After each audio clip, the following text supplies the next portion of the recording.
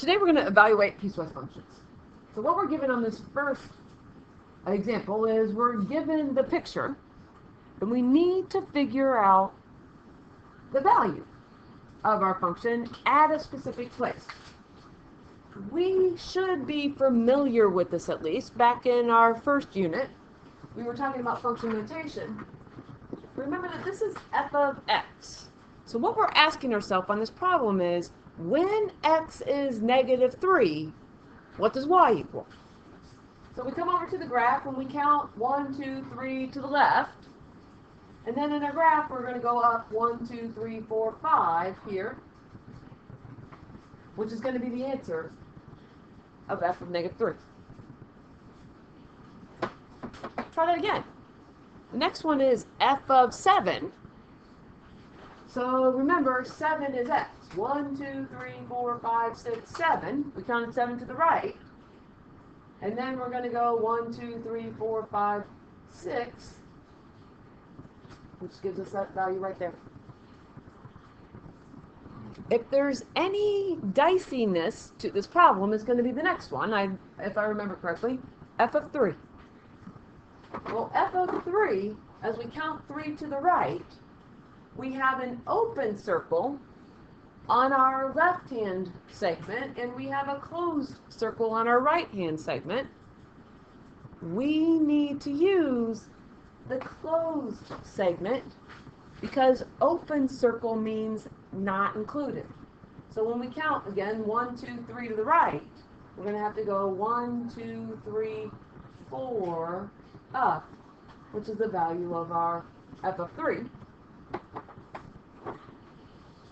And that gives away the last answer here, which says, did you use the left or right segment to evaluate f of 3? We had to use the right segment.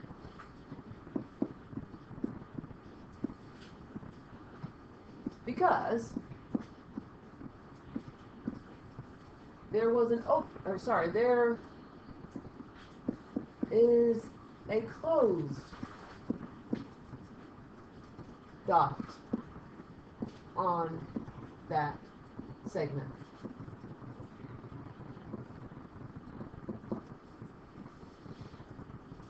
Open circle means not included. Closed circle means included.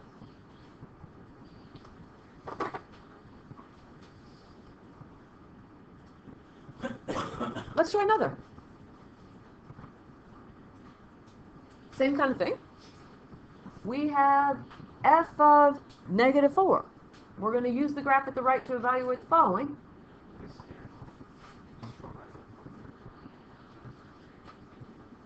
Pause this for a second. We'll come back.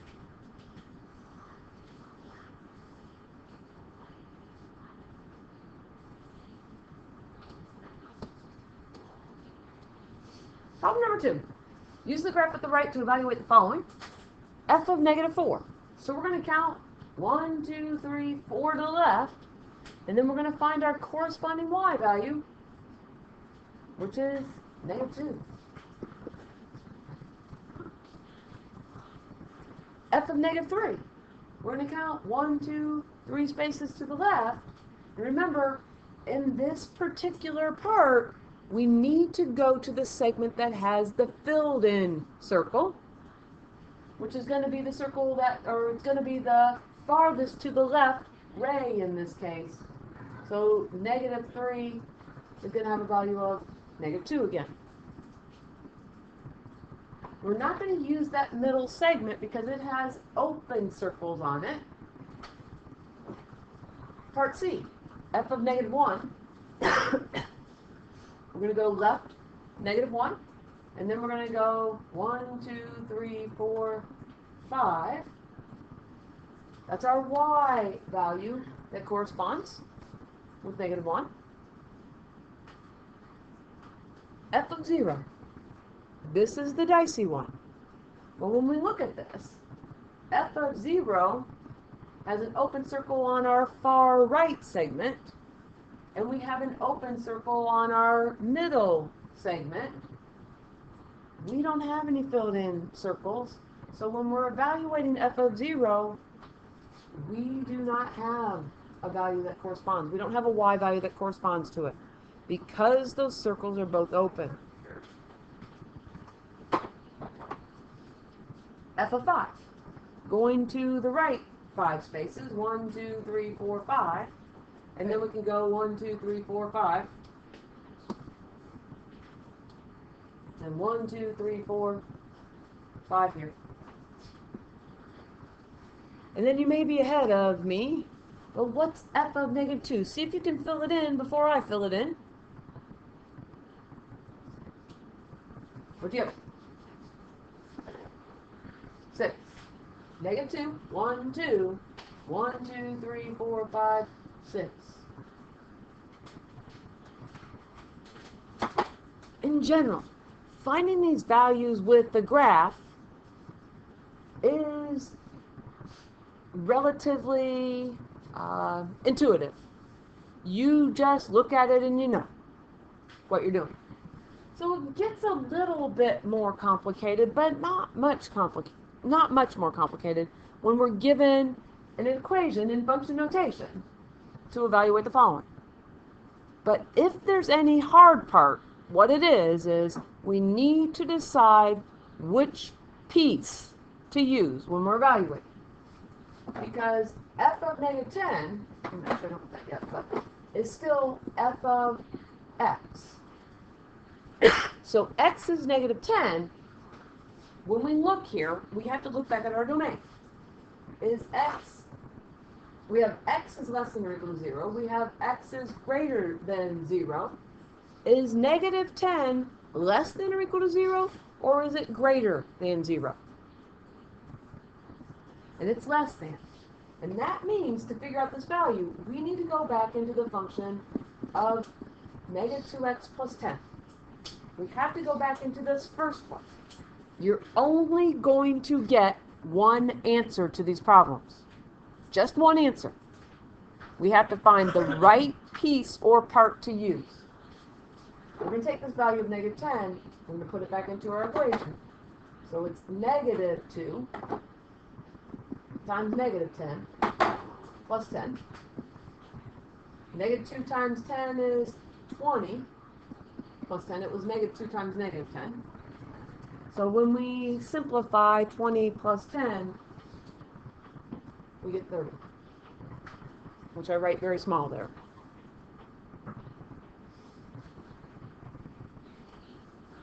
Once again, the complication, if there is any, is picking which piece to use. In this particular case, we have f of 1. So x is 1.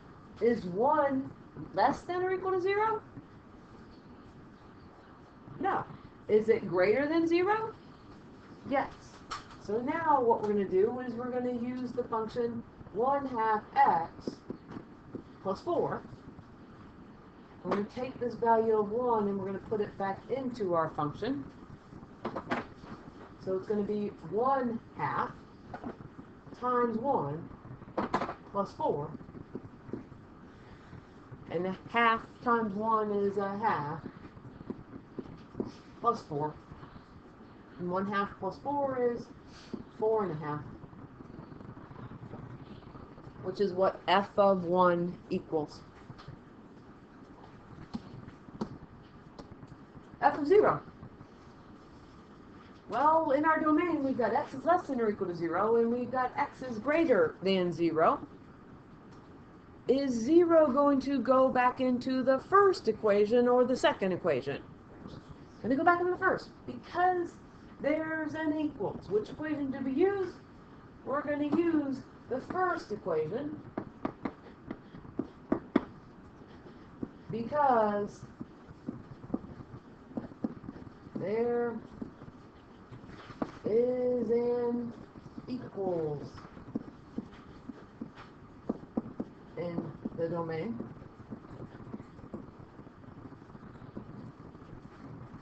So this one is negative 2x plus 10.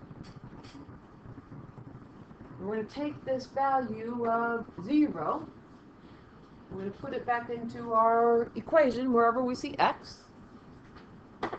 So it's negative 2 times 0 plus 10. And negative 2 times 0 is 0 plus 10, which is 10.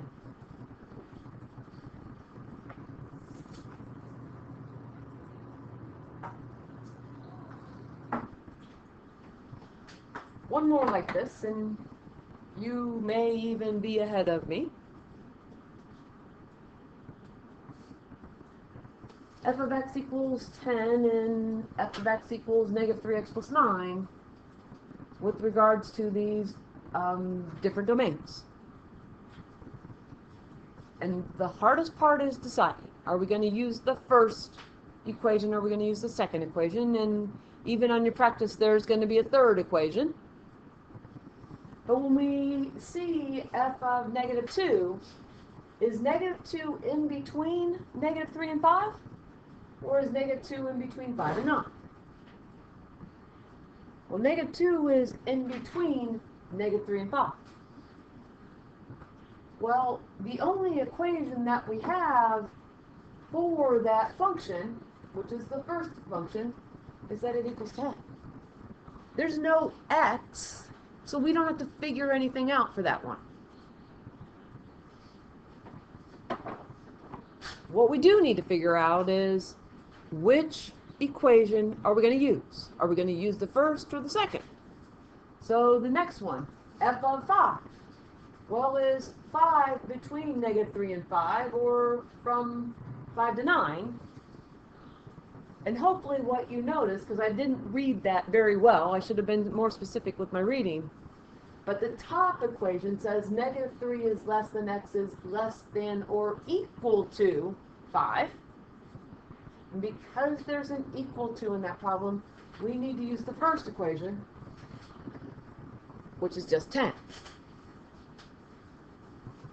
We don't have to put anything back in. So our third here, part C, f of 0. Question? F of 0. Are we going to use first or are we going to use second? We're going to use the first. And it's nice in this particular case in terms of the amount of work because there's no x to put it back in. Third time's a charm, we end up with 10. There's no variable. It's going to be a constant value. So as we look at this last one here, f of 8, will 8 be in the other function since we've done 3 of them with the first equation? And 8 is between 5 and 9. So we're going to use the function negative 3x plus 9. We take that value of 8 to put it back in here. And we figure out our value, which is negative 3 times 8 plus 9. Negative 24 plus 9. And negative 24 plus 9 is negative 15.